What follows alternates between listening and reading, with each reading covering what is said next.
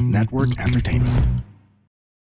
Kasi, di ba, pag sa creatives naman, when you're not happy with the company you're currently with, lilipat ka. Makita mo, parang wala akong future dito. Ba't parang ang pinapagamit sa akin na computer, yung pinakamabagal na computer. Tapos parang wala akong nakikitang growth sa company. So, lilipat ka. Ngayon, sa kanila, since old school sila, hindi maganda yung palipat-lipat ka sa company. Sasabihin nila sa'yo, dapat mga 1 taong ka dyan. 2 weeks pa lang, alam ko nang wala akong future dito.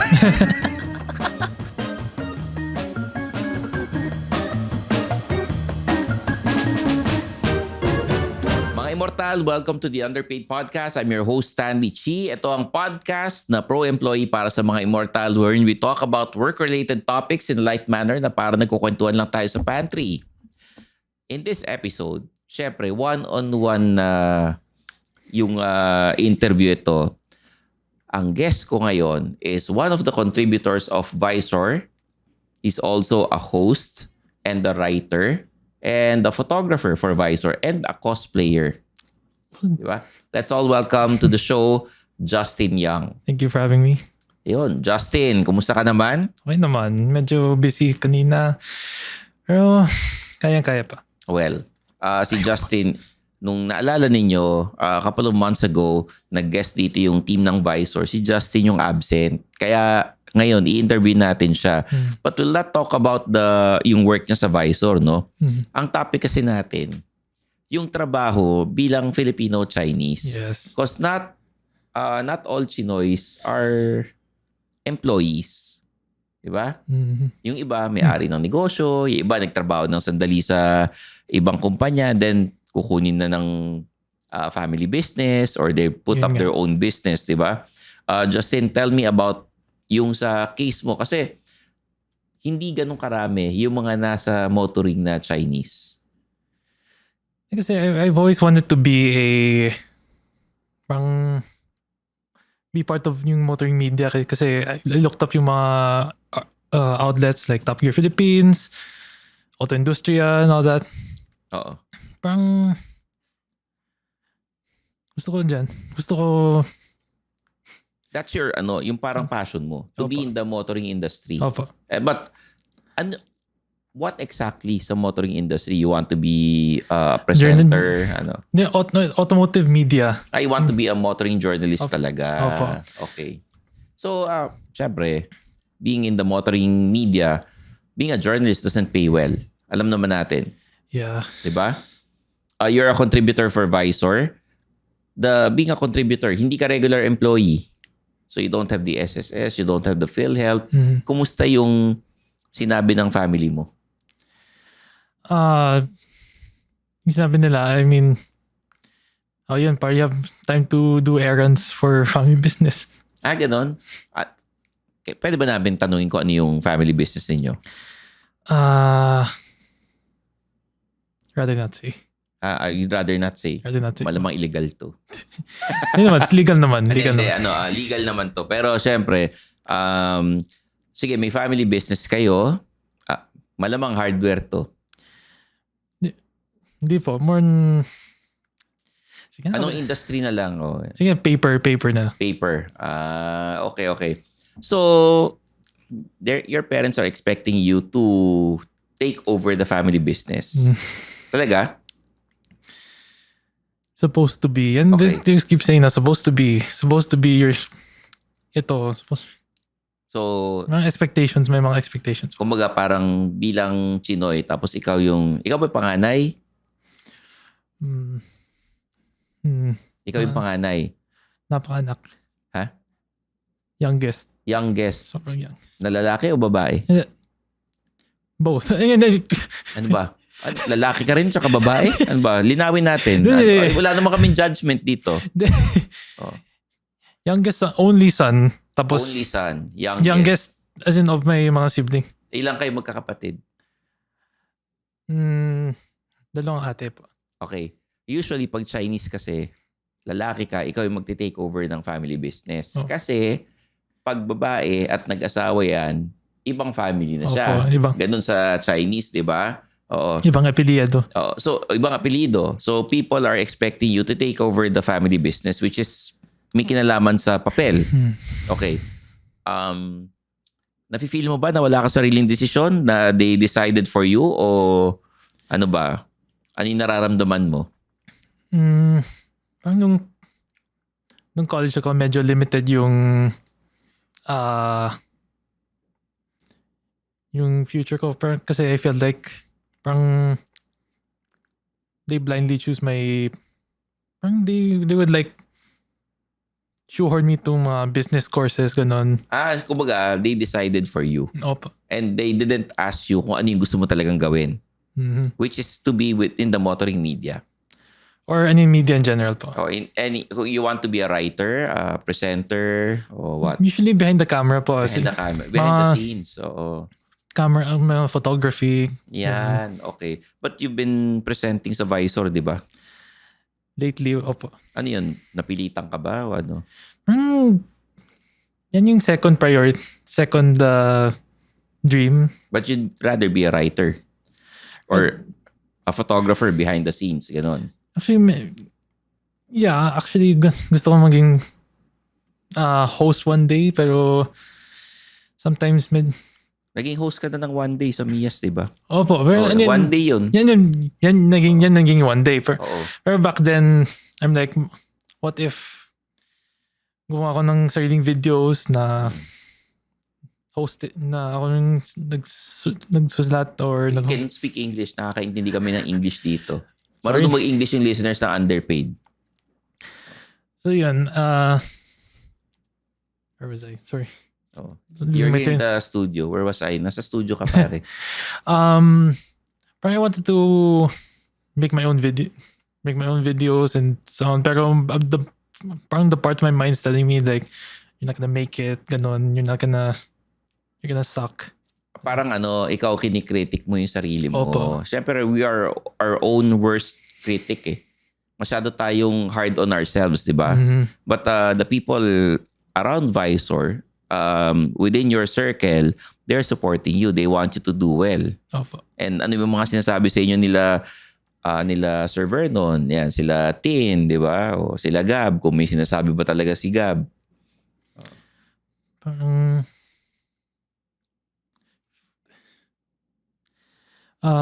sinasabi nila na you're doing a I'm doing a great So, job. they're very encouraging Very naman. encouraging. How about your parents nung nakita nila yung videos mo? Okay. Anyways. Are they encouraging you to Kasi they be a part of again the they really motoring want media? parang they really want me to go into more leadership. Yun. Leader ka naman ng mga Yun nga leader eh. ka naman ngayon sa Visor. One of the leaders, di ba? Actually, yeah. Oh. 2 years na ako dyan. Oh, yan. So, I'm sure you enjoy the work sa Visor kasi hindi ka naman tatagal dyan kung ayaw mo, di ba? It's very satisfying kung tapos na yung shoot. Tapos wala nang mistakes. Oo. I used to call Justin, Justin with all the shebang. Di ba? O kasi yun yung intro niya palagi. When you give us a sample of yung intro mo, pag nag-host ka ng videos, yung may energy tsaka yung lively. What you're looking at is the new. Ganon. Anong the new? Ganun. Yung model, make and model. You introduce yourself, di ba? Tapos you introduce yourself. Minsan kung shorts lang, yung make and yung... Hindi, yung pang YouTube. Paano ba yung pang YouTube mo? Actually, walang introduction eh. Nowadays, wala naman introduction sa YouTube. Wala ka man lang, hey guys, o hey Visor fam, wala kayong ganun? Wala. Ano lang? Start na agad. Paano this start? What you're looking at is the new make and model. Ganun. You introduce yourself. Hindi naman. Yan may yung title card naman. Paano kung nakikinig lang sila audio? Wala, they don't think about that eh. Pero do people recognize you when you go outside or you go to car Minsan. events? Ano sinasabi nila sa'yo? Actually, one time nung Vios Cup, Oh. you're like, we're just covering sa grandstands. So I was like, Justin Young, I follow your work. Ganon. May pwede picture. Yun. Ano na-feel mo? Kilig. Kinilig ka? Paano ka kinilig? Ganun. Doon sa Toyota, Yung, racing. Philippine, TGR PH Cup yun. Oo, doon ka. Yung sa Clark. Okay. Kinilig ka. Oo nga. Kasi, they follow my work. Grabe. Diba? Oh. Grabe. There's some na, actually, I remember when I landed the job sa Visor, or like, when I was like being pitched to work sa Visor, be like, my coworkers, now ex-coworkers, they would say na, this guy's really good at taking pictures. Kasi back then I used to run a Facebook, I still run a Facebook page na purely car photography. Oh, what's the name? Yung username ko, it's a username just 1029ph. Just 1029ph. What's the meaning of 1029? My birthday. October 29. Just JUS. Yes. 1029.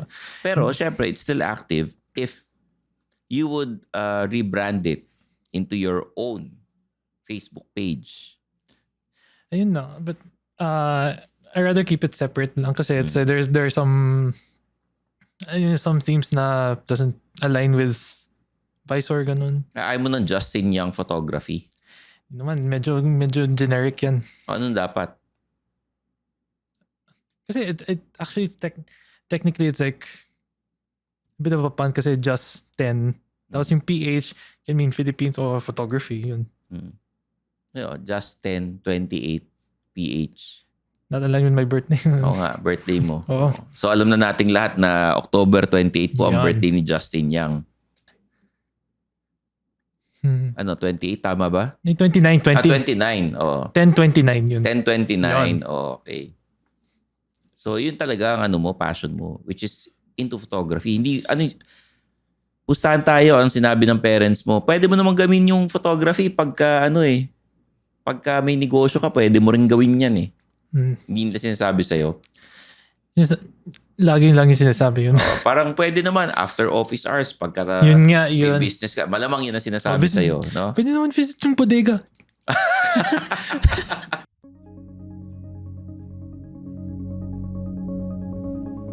Hi, my name is RJ Ledesma. I wear many hats. I wish I had just as many heads. I'm a serial entrepreneur and I'm also an entrepreneur mentor. I'd like to invite all of you to please listen to the RJ Ledesma podcast. On my podcast, I listen to inspiring business leaders and entrepreneurs to learn more about how they think about doing business, what are their success secrets, and how we can replicate them, and more importantly, what business opportunities do they see emerging in the near future for us entrepreneurs. Listen to the RJ Ledesma podcast.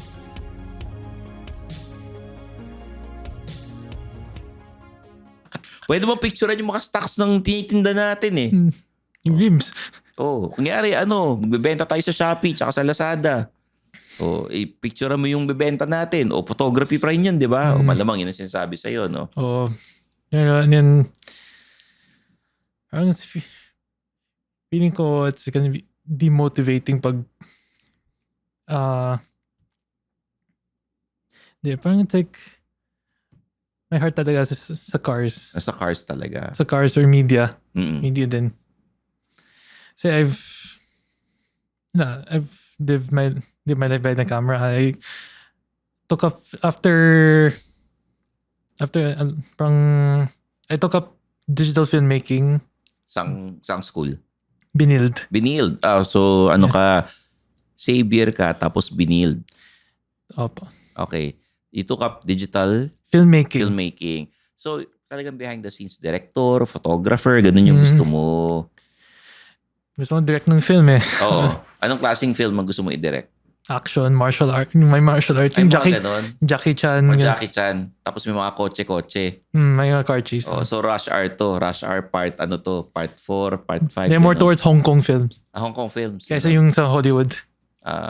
Pwede naman. Sa Hong Kong kayo mag-shooting. I think Rush Hour 2 naman, technically. Diba naman yung Rush Hour, diba? Rush Hour sa 2. Hong Kong naman, diba?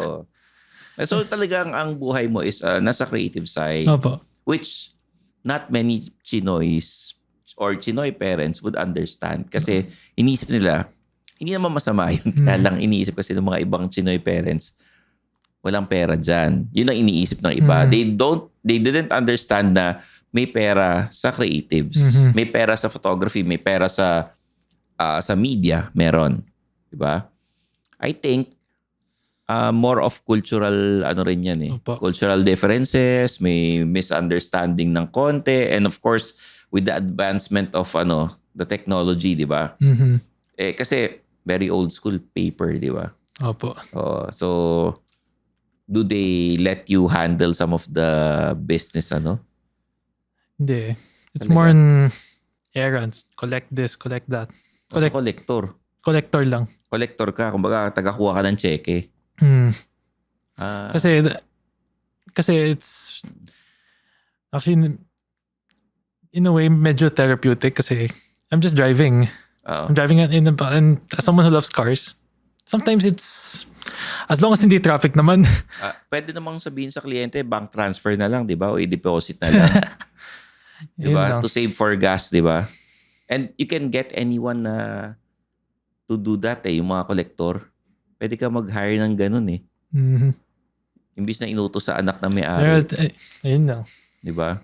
So tama lang naman na nasa creative side ka talaga. Kasi nandun yung puso mo. Oo. Di ba? But sometimes, you follow your passion, you have to be practical din. Oo. Ganun yung iniisip ng mga ibang tao.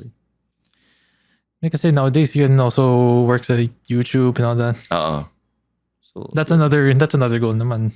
But it's a bit more separate visor. Okay. So in your experience, if you see a college student na Chinese, Chinoy, going through the same experience that you're going through right now, anong mapapayo mo sa kanya? Honestly, I'm not the type na role model. Pero, I mean, to put it bluntly, like, I feel you. I feel your struggles. I feel your ups and downs. Minsan parang the world is might crumble around you, but parang if you keep going naman, there's at least some ray of light. And one of that, si Tin. So, yan ang inspiration mo. Opo. Diba? Nangyari ba sa'yo na yung Chinese relatives would call you up and tell you, yung mga auntie, uncle, and the cousins would discourage you sa field na pinili mo? Or even the course na pinili mo na nag-aaral ka? Actually, hindi. Especially my cousin, it's like a bit younger. Pero he's 100% with my decisions. Kasi ako, I experienced the same thing na naranasan mo. Kaya lang mas mahirap yung pinagdaanan ko. Kasi even the course na pinili ko na Fine Arts major in advertising sa UST, dini-discourage nila ako. They want me to shift after one SEM to a different course. That's business related or computer related. Actually, na walang kinalaman sa creatives. Actually, between Xavier and Bined, nasa Lasal ako. I took up Orcom kasi actually originally gusto nila yung business course pero it wasn't available. So, get into Lasal using Orcom. Tapos, shift ka na lang. What's Orcom? Organizational communications. Pero, tapos, they're like, sige, you take that course, tapos, later on, we'll shift sa business, do these courses. Let's just say, long story short, didn't go that well. Okay. Tapos, naging pursued getting into film sa Binild. Ako noon, kinausap ako ng auntie ko, ng uncle ko, ng mga pinsan ko na mas matanda sa akin. They're asking me kung parang di-discourage nila ako. Kasi walang pera dyan, ganyan. Kasi they had an experience na yung isang uncle namin, nag-fine arts, nahirapan maghanap ng trabaho. But that was a long time ago.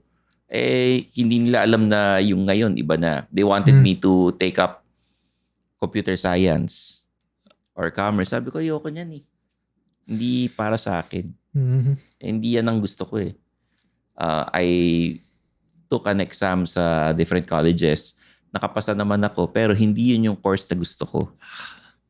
So, pinili ko UST kasi may fine arts. Doon lang ako nag-exam ng fine arts. Yun. Hindi ko kinuha yung exam sa UP kasi malayo. Tsaka masyadong maaga. 6:30 yung exam doon eh. Ay, 6:30 na umaga. Sa UST kahit papaano, mas malapit tsaka mas late ng konti. Yun. So, yun ang pinili ko. Nakapasok ako. And then, even when I was already studying, fine arts na ako, di-discourage pa rin nila ako hanggang sa makagraduate na ako. Inaano pa rin nila ako na di-discourage sila yung ano ko, yung trabaho, parang the relatives na parang gina-judge ka because of the course na kinuha mo. Oo. And then when yung mga old school titas and the parents, when they see you job hop, parang hindi maganda sa resume, inaano kanila. Yeah, actually. Kasi, di ba, pag sa creatives naman, when you're not happy with the company you're currently with, lilipat ka. Makita mo, parang wala akong future dito. But parang ang pinapagamit sa akin na computer, yung pinakamabagal na computer. Tapos parang wala akong nakikitang growth sa company. So, lilipat ka. Ngayon, sa kanila, since old school sila, hindi maganda yung palipat-lipat ka sa company. Sasabihin nila sa'yo, dapat mga 1 taong ka dyan. 2 weeks pa lang, alam ko nang wala akong future dito. Ay, naku. Diba? So, ayun. So, ako, I feel you. Diba? Nakaka-relate ako sa'yo. Oo, yun. Kasi, yun, parang the accumulated times na medyo discouraged sa akin, parang lowered my confidence as a person eh. Kaya there are times na parang shelter din na lang. Even worse dun sa COVID pandemic. Kaya I didn't know where my future was. And then I got the offer to work sa Visor. And it was like, wow. Sobrang saya ka rito sa Visor, no? Kaya Actually, tumagal ng 3 years eh. Diba? Yes. Oo. So for the creative people na di-discourage sa mga magulang, the chinoys, na medyo old school pa rin, ano masasabi mo? Bukod sa there's a light na kung feeling mo medyo nahihirapan sila. To be honest, right now, I'm not yet in that point I'm not really in that point na feeling super enlightened na for free, ganon. Just keep going. Just keep doing what you love. At, ayun. Sometimes you listen to your parents naman that discern sa mga advice nila. Listen to your parents but trust your gut. Kasi kung yung puso mo wala dun sa trabaho na pinipilit nila sa'yo, baka hindi rin maging maganda yung kakalabasan. Diba? So, yun. Yeah. Eto, first-hand experience. Chinoy na, kumbaga, para kang tagapagmana ng ikaw yung, para kang sila Prince Harry, ganon. Diba? Wala kang choice. Yung magulang mo gumagawa ng choice para sa'yo, nahihirapan din. But not everyone is fortunate enough to get into the motoring media. Sa Visor ka pa nakapasok. Yung nga. Tapos, they always bring up na there are people dying to be in your position. In general naman. In general eh. So, don't take your job for granted, mga immortal. Always be thankful and follow your passion, but be practical din. Okay. Thank you, Justin, for sharing your experience, ha? Thank you so much. Thank you for guesting dito sa Underpaid Podcast. So, sa mga immortal dyan, if you have your own personal stories na gusto nyo i-share sa amin, pwede namin basahin dito. Or kung may kilala kayo na ganyan din ang nararanasan, i-share nyo dito sa Underpaid kasi we're open to giving advice naman. And para sa lahat naman to ng mga employees or mga immortal, kung tawagin namin. And please support Visor. Shout out kay Sir Vernon. Thank you for letting Justin guest in our podcast. Shout out din. May mga gusto ko bang batiin? Shout out to Tin. Yan. And the Visor kids. The the interns obviously, but Tin specifically, the light of my life. Yan. Talaga in public ha. I'm sure kinikilig ngayon si Tin. Gab, hindi ka namin binabate. Roel, hindi ka namin binabati. Sige. So yeah, mga Immortal, please like and subscribe to the Underpaid Podcast. We're on Spotify. And please rate the podcast. We're also on YouTube, sa the Pod Network Entertainment's YouTube channel. Please follow me on social media, Stanley Chi. And of course, Suplado Motors on all social media platforms. Kaibigan natin ang Visor, suportahan din natin. Justin, do you have any social media accounts to promote? Well, at the moment, wala naman. It's just visor.ph. And Just Facebook and Instagram, JUS1029PH. Yo. Just1029PH. Okay. So there you have it for Justin Young. I'm your host, Stanley Chi.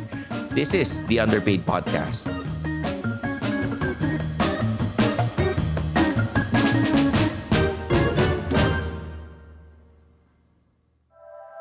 The opinions of podcast creators, hosts, and guests are not necessarily reflective of the official stance of the Pod Network Entertainment, its hosts, or other network programs. The content created by the people behind the podcast is personal and not meant to harm any religion, ethnicity, group, organization, company, or individual.